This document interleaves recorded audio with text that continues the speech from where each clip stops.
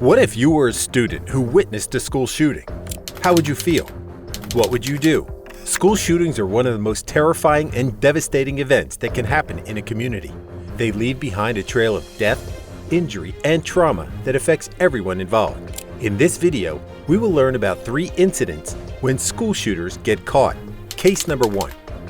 In our first case, a body camera showed the arrest of Nolan Rosen, an Ohio teen who had brought bullets and a rifle to school. Rosen denied being a shooter and claimed that he only had 1 bullet for comfort. Officers searched him and found more bullets and a gun. Rosen argued that he was not breaking any law and that he was scared of school shootings. The footage revealed the tension, disbelief, and Rosen's defiance as he faced the consequences of his actions. So I'm gonna have to search you. Yeah, I know. I don't know where the lights are. Yeah, 2 bullets in this one? These are yours? Right here. Okay, we'll get there. Literally, if I thought I was doing anything wrong, I wouldn't bring it. I got you. It's not anything that you can be safe, especially in the school environment, that's all. And this is your book bag, this black one? Right there. Okay, that's all of them? Yeah. So I do gotta continue searching, that's all. Literally, half on there. This up. 22 rifles, not even an assault. Yeah. It's not even an assault. Right. Rosen sat nervously in a dark room surrounded by officers. He tried to explain why he had brought a rifle to school, claiming it was for comfort and security. He said he didn't know the policies and didn't mean any harm. He admitted that he had a .22 rifle in his car, which the officers inspected and secured. They found out he was 18 and a junior, and they questioned his judgment and motives. Rosen said he got anxious about fights and liked the way the rifle looked. He insisted he had friends and didn't need a weapon. The officers were skeptical and concerned, facing a complex dilemma. I do check the policy. But I get how it sounds. When you say this kid brought a gun to school, in this modern age, it sounds like my only intentions were to shoot up the school. But my intentions weren't to shoot up the school. My intentions were to use it as a thing for a comfort thing, a thing to calm me down a little bit, and kind of like a sentimental thing a little bit. The body cam showed Rosen's arrest for bringing a gun to school. He argued with the officers, claiming he didn't know the rules and didn't do anything wrong. The officers told him he had caused a lockdown and faced suspension, expulsion, and legal charges. Rosen denied breaking any laws and resisted being handcuffed. The officers tried to calm him down and explain the situation, but he remained defiant and incredulous. He accused them of making up charges and violating his rights. The officers assured him they were following the law and led him away, his fate uncertain. Everything is going to be okay. We'll explain everything. Why would I not be safe? Why would I not be safe? You are safe. Yeah, but why would I not be safe? I don't want you to feel uncomfortable But and not. by saying you're safe with us, that means you're assuming I'm not safe. The body cam showed Rosen being escorted to a police car, still protesting his innocence. He said he didn't know the rules and didn't intend to harm anyone. He claimed his rifle was for small game, not killing. The officers told him he had the right to remain silent and that he would have a chance to explain himself later. They said he had caused panic and faced serious charges. Rosen denied being a criminal and said he got the gun as a gift. He was arrested and taken away, facing a possible prison sentence. He was out on bond and awaited trial.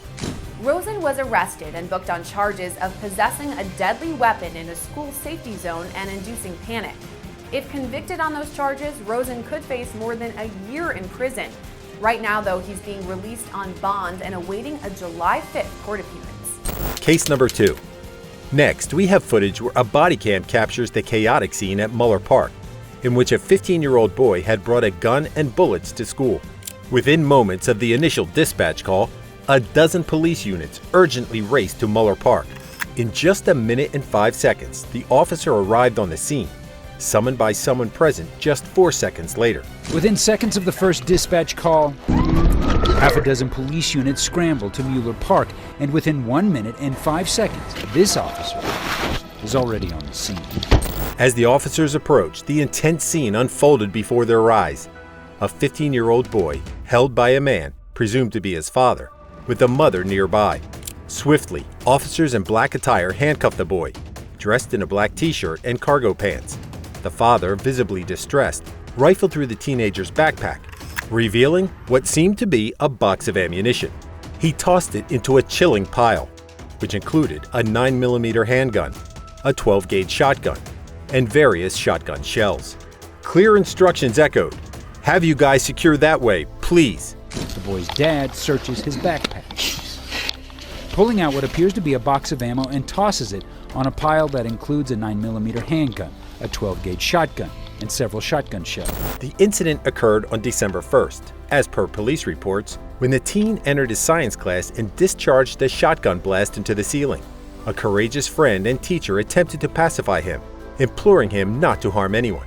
Witnesses recounted the terrifying moments when the 15-year-old briefly turned the gun on himself, only to be intercepted by his parents.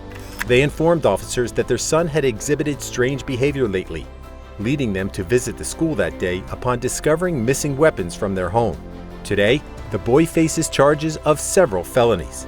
Their son had been acting strangely lately, and they came to the school that day when they discovered weapons missing from the home. Fortunately, no physical harm befell anyone that day. However, the arsenal of weapons and ammunition he carried left teachers haunted by the unsettling question of what he might have done. Case number 3. On a bad day in 2018, a school in Florida had a terrible thing happen. Nicholas Cruz, the bad person, came to the school at 2:19 p.m., not long before school was over. He got a ride from a driver who did not know what he was going to do. He had a gun and a bag.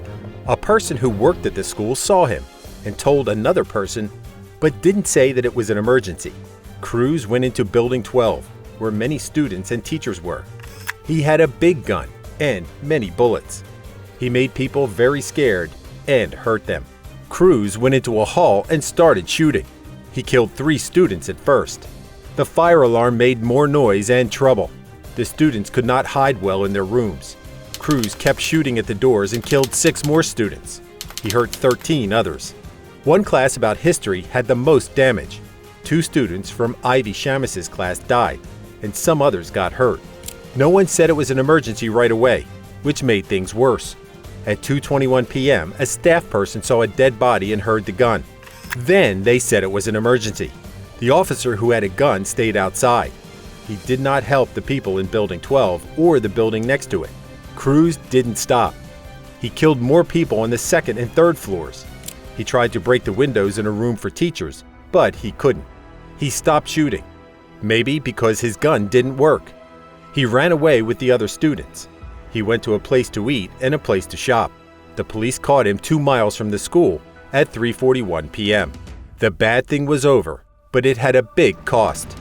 17 people died, 17 people got hurt, and the people in the area were very sad. The police didn't let more helpers come in, even after they caught Cruz. This made it harder to help the people who were hurt. The shooting took about 6 minutes, but it changed the school and the people who lived through it. On November 2nd, 2022, Cruz got life in prison. This was the law in Florida and what the people wanted. According to you, which school shooting case was the most terrifying? Let us know in the comment section.